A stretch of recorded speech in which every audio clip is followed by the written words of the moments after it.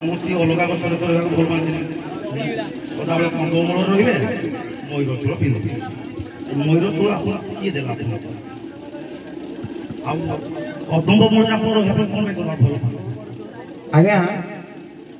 जिते बेले भगवान कृष्ण वन को गाई चराई जाती काले सर्प सर्प जो ये यार शत्रु किए सर्प तेणु का सर्प दंशन हम से भय माँ यशोदा निजे मयूर चूल यशोदा मुखी कृष्ण को मुंडे ना ना गोटे आप पचार मयूर चूल आ कदम्ब मयूर चूल जो पिंधि ये मयूर चूल आपको देला किए मयूर चूल आपको कौन पाई कदम्ब मूल कौन खाଇବା भल पाती आंब गछ अच्छी बौल गछ अच्छी अनेक गछ अच्छी सदाबे खाली कृष्ण रे कदम्ब मूल आ पिंधे मयूर चूल अलग कौन पिंधे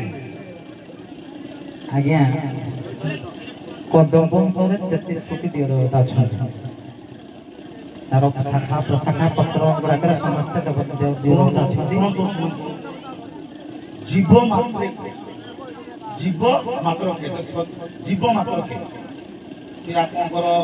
कौन भी जीव समस्त दिगरे आंब गछड़े भी ठाकुर अच्छा कदम्ब मूल भी ठाकुर अच्छा बर गछ मूल भी ठाकुर अच्छा कदम्ब गछ मूल खाली देवता अच्छा बर गछ मूल ना अच्छा ना कितु छाड़ू कही पारे मयूर चूल के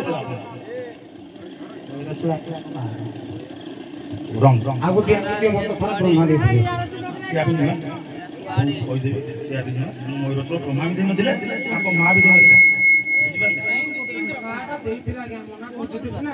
सर्वदंशन भय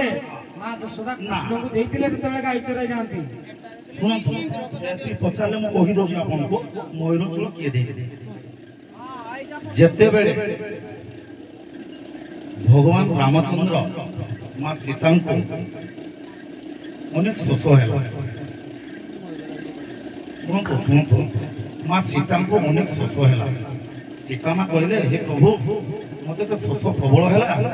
पानी केमी पीबी रामचंद्र कहले घंच जंगल में तो नदी नाल कि देखनी मुझे तुमको पानी देवी से समय मयूर आसी मयूर जिते आसी गोटे गोटे पंखी चूल को झाड़ी झाड़ी झाड़ी झाड़ी गले प्रत्येक झाड़ को देखी देखी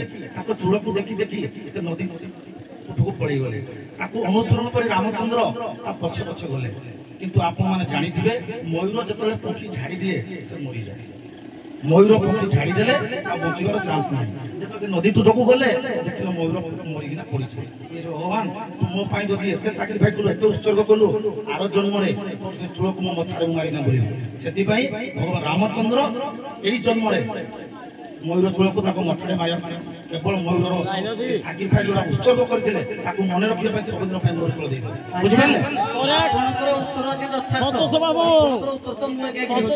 बुझे किंतु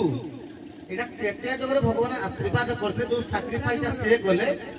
तोर दश बा कीर्ति रखिया पय मो मस्तक धारण कर प्रश्न थिला जे मयूर तलाटा कृष्ण को किए देथिला ना ना मताटा नि बुझोता आपण ना ना सुनतो जे पूर्व जन्म रे जणे अरे छाड़ ये कदम्ब मूल कोन रहिले सेटा भी आपन को कहिबी आज्ञा जति आज्ञा आपण कदम्ब मूल कोन पाइबे बर गछ मूल रही पारते अनेक गछ रही था कदम मूल कौन रही मौनी गोटे मिनट आप पचार गोविंद करुले पचार बोधे हाँ ये कहले गोविंद गोविंद गोविंद पदु गलुची मकरंद सेमुक रंद आम करी खेले करिले ब्रजनाय भगवान श्रीकृष्ण तीनोटी गोविंद गोविंद गोविंद गोविंद तीनटा गोविंद भगवान श्रीकृष्ण को किए किए आहामानंद कले गोविंद किए देखते नारद आहामानंद कले गोविंद गिरिगोवर्धन पर्वत टेकिले किए देखले इंद्रदेव पचारे आप तो मु कहूँ इंद्र सप्त दिन वृष्टि कला एत कहूनी जिते बड़े गिरिगोवर्धन पर्वत को ଟେକି ରଖି ଗୋପବାସୀ ରକ୍ଷା କଲେ। ଗୋଟିଏ ଗୋବିନ୍ଦ ନାଁ ଦେଲେ କିଏ ଆଜ୍ଞା ଇନ୍ଦ୍ର, ଗୋଟିଏ ଗୋବିନ୍ଦ ନାଁ ଦେଲେ ଆଜ୍ଞା ବ୍ରହ୍ମା ଏବଂ ଗୋବତ୍ସ ହରଣ କରି ଯାଉଥିଲେ। ଆଉ ଗୋଟିଏ ଗୋବିନ୍ଦ ଆପଣ ତ କହିଲେ ଆଉ ତିନି ଗୋବିନ୍ଦ ହେଲା ଗାଈଏ। ଆଉ ଆପଣ କହିଲେ କହୁଥିଲେ ଆପଣଙ୍କର ଯୋଉ ମୟୂର କଥା, ମୟୂର ପକ୍ଷୀକୁ ଆଶୀର୍ବାଦ କଲେ ଯେ ଆସନ୍ତା ଜନ୍ମରେ ତୋର ଦୋଷ କୀର୍ତ୍ତି ରଖିବା ପାଇଁ ମୋ ମସ୍ତକରେ ମୁଁ ଧାରଣ କରିବି। କିନ୍ତୁ ଆଜ୍ଞା ସେଇଟା ତାଙ୍କ କୃଷ୍ଣଙ୍କ ପାଖକୁ କିଏ ଆସିଲା? କଣ ରାମ? ରାମ ତୃତୀୟାରେ ଥିଲେ। ସେ ତୃତୀୟା ଯୁଗରୁ ପୁଣି ମୟୂରଟା କେମିତି ଆସିଲା? ଏକ ଗଲା। ଆଉ ଆପଣ କହିଲେ କି କଦମ୍ବ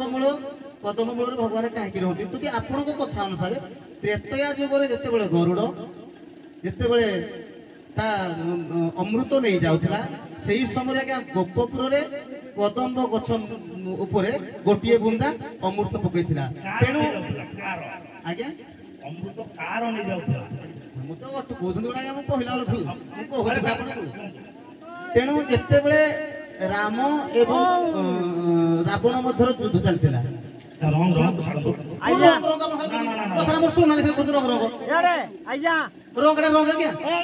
ଗୋଟିଏ କଦମ୍ବ ଉପରେ ପଡିନି,